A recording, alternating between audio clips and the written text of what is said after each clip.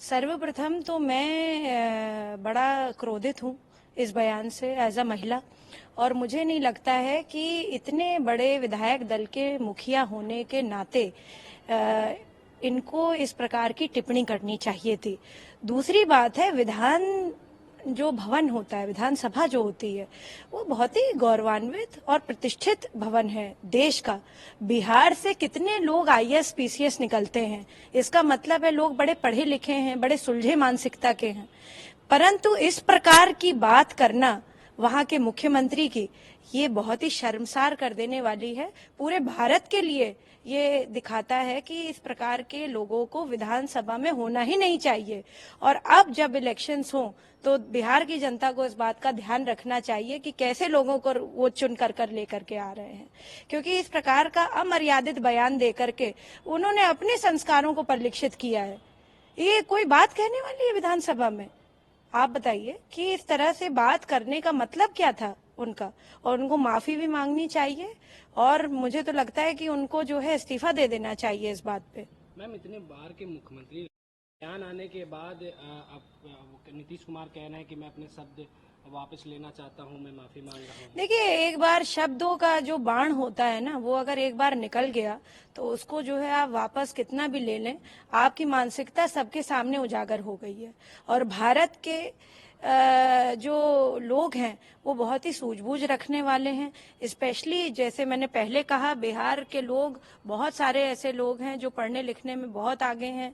विपरीतार्थ परिस्थितियों में उन्होंने इतना बड़ा सर्वश्रेष्ठ एग्जाम भारत का, आईएएस का एग्जाम जो है पार किया है, और लोगों ने बहुत ही कम रिसोर्सेज में इस एग्जाम को पार किया। इसका मतलब है कि बिहारी जो माइंड है वो बहुत ही ट्रेंड और बहुत ही अच्छे हैं। कितने सारे साइंटिस्ट हैं बिहार से जो अभी भी जो है यहाँ के भी शोध में जो है अपना रिसर्च कर रहे हैं, और बाहर भी नासा में भी हैं, कार्यरत हैं। तो मैं समझती हूँ कि इस तरीके का बयान देना वहां के मुख्यमंत्री का, ये बहुत ही शर्मनाक है।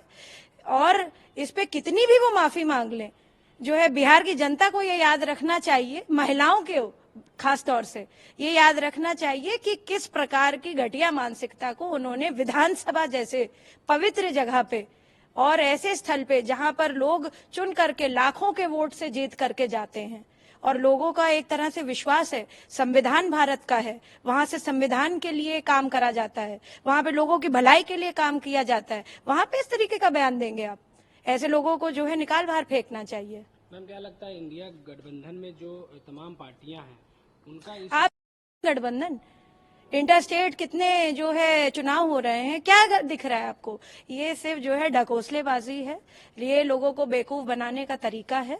और कोई इंडिया फिंडिया का कोई जो ये गठबंधन I.in.D.I.A, ये सिर्फ जो है सिर्फ बोलने के लिए था।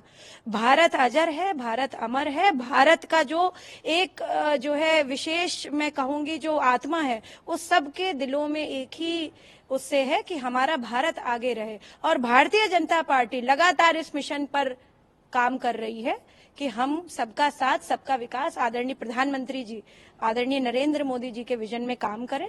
और हम सब कार्यकर्ता जितने भी हैं भारतीय जनता पार्टी को विशेषता जो है इस मुकाम पर ले जाएंगे। 2024 में भी हम जो है फिर से जीत करके इसलिए आएंगे क्योंकि जो है प्रधानमंत्री का विजन भारत की अखंडता के लिए है, इसलिए नहीं है कि बांट बांट करके जो है हम जो है अपना उल्लू साधे।